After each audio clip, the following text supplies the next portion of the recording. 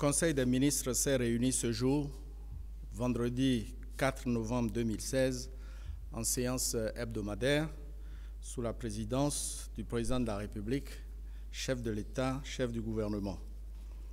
J'ai retenu à votre attention 11 dossiers majeurs. Premier dossier. Application de la loi relative aux juridictions de commerce. Le Conseil a adopté 4 décrets d'application de la loi relative aux juridictions de commerce en République du Bénin.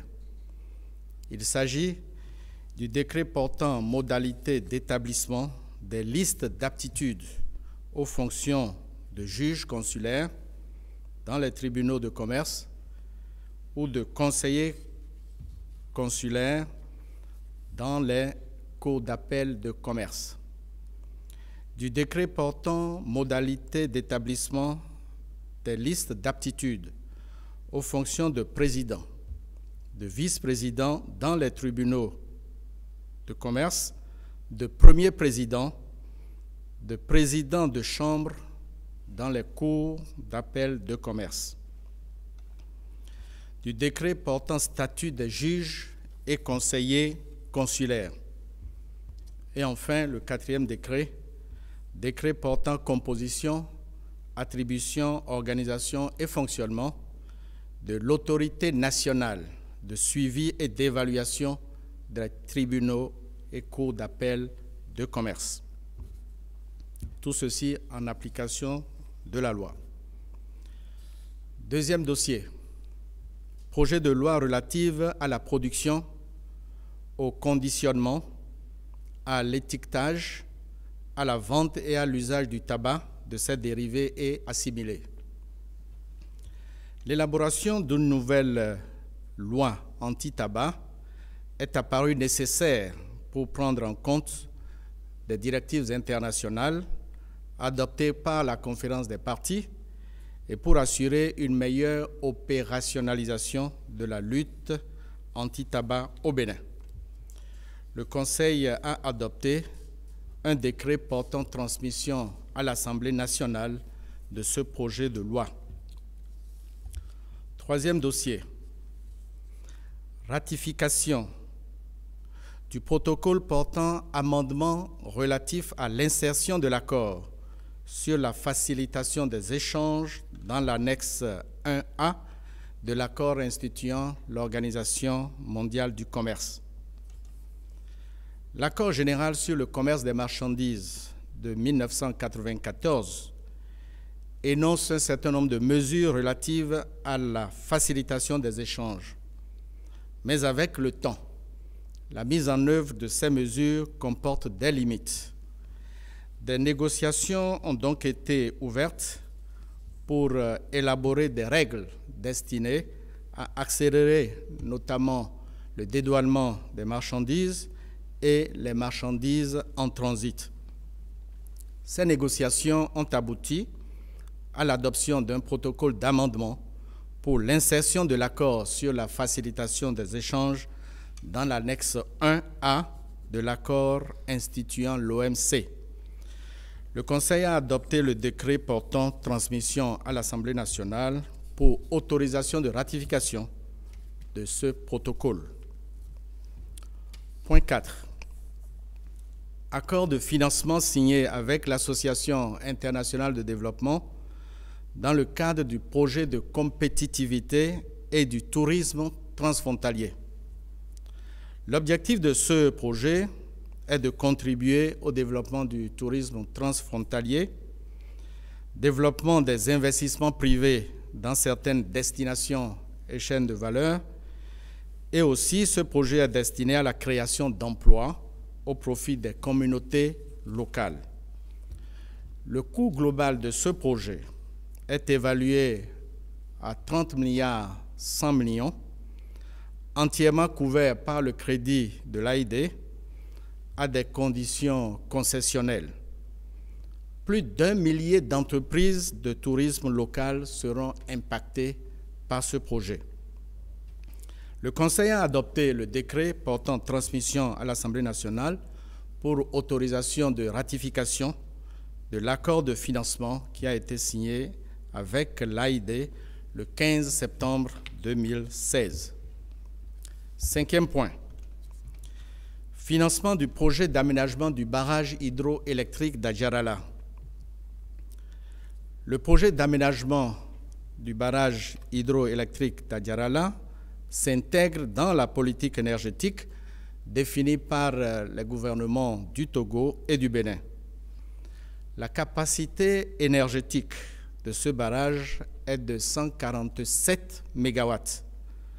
Le coût global de construction de cet ouvrage commun au Togo et au Bénin est de 300 milliards 135 millions de francs CFA.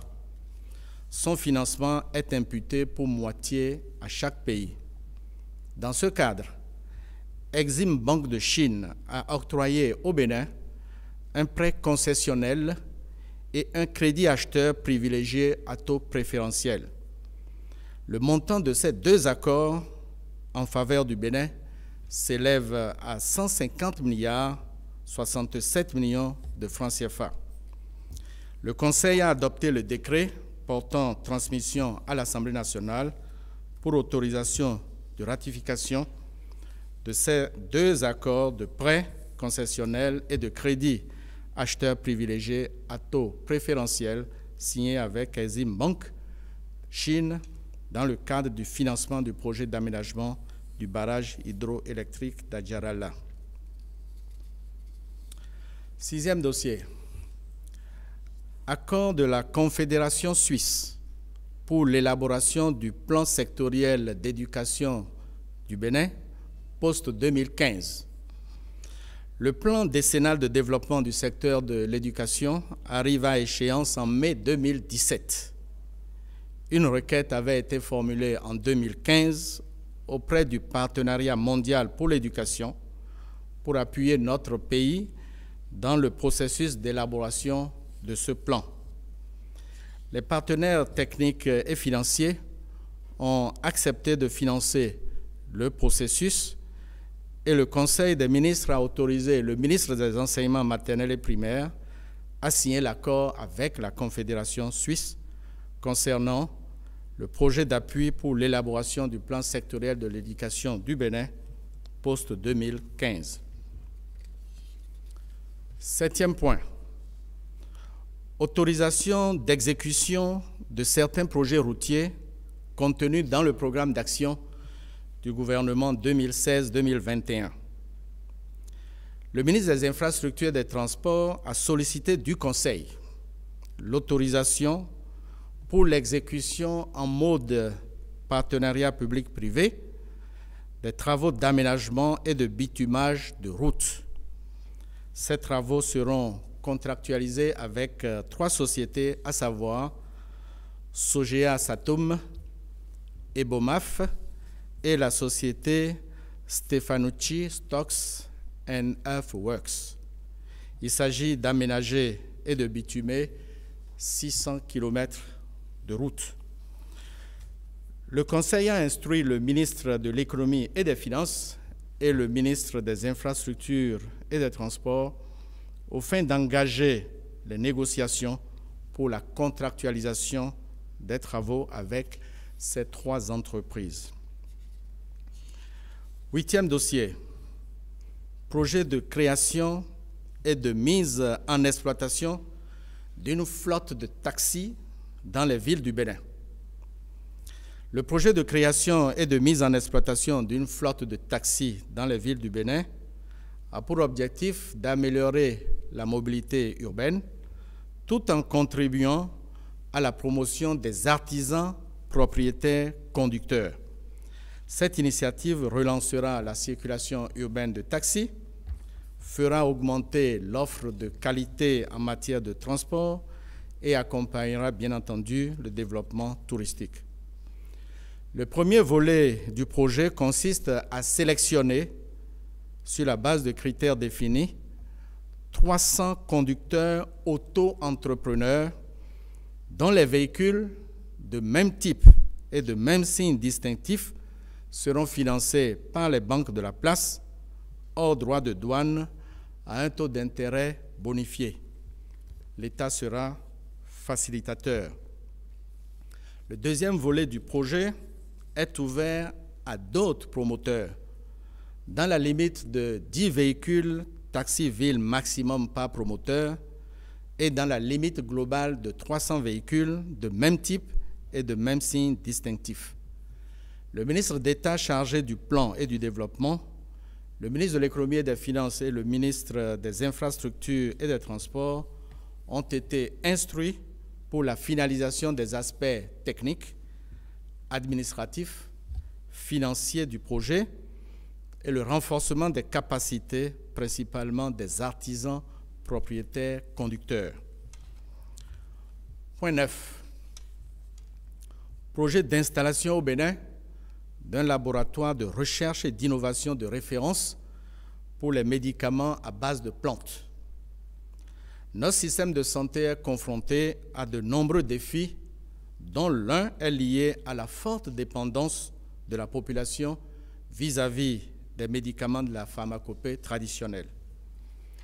Il existe au Bénin un système de soins de santé traditionnel allié à une riche pharmacopée dont il est difficile d'évaluer la taille du marché. Le Bénin dispose de peu d'informations sur l'innocuité, l'efficacité et la qualité des remèdes à base de plantes. Il importe donc d'accompagner scientifiquement les acteurs de la médecine traditionnelle et de faire de la pharmacopée béninoise un facteur de croissance économique et de bien-être. Le Conseil a décidé de mettre en place un comité chargé de l'élaboration du document de projet d'installation au Bénin d'un laboratoire de référence et d'innovation de recherche, d'un laboratoire de recherche et d'innovation de référence pour les médicaments à base de plantes. Le décret portant création de ce comité a été pris par le Conseil. Point 10. Chantier de construction du nouveau siège de l'Assemblée nationale à Porte-Nouveau. Le ministre du Cadre de vie et du Développement durable a soumis au Conseil le rapport d'évaluation de ce chantier. À l'issue de l'examen du dit rapport, le Conseil a instruit le ministre du Cadre de vie et du Développement durable à l'effet notamment d'engager dans les meilleurs délais un audit technique, comptable et juridique du projet et de suspendre immédiatement le mémorandum d'entente et la convention signée entre l'État et la CERO SA. Point 11 enfin. Le Conseil a autorisé l'adhésion du Bénin au Centre des objectifs de développement durable pour l'Afrique. Ce centre regroupe des sommités de l'Afrique et du monde et ambitionne de militer pour un monde plus juste et plus durable. Le président de la République siégera comme membre du Conseil du Centre. Et pour terminer, le Conseil a autorisé la participation de notre pays à la 4e édition de la Foire internationale afro-ethnique des affaires et de la culture qui va se tenir à Sao Paulo, au Brésil, du 22 au 25 novembre 2016. Je vous remercie.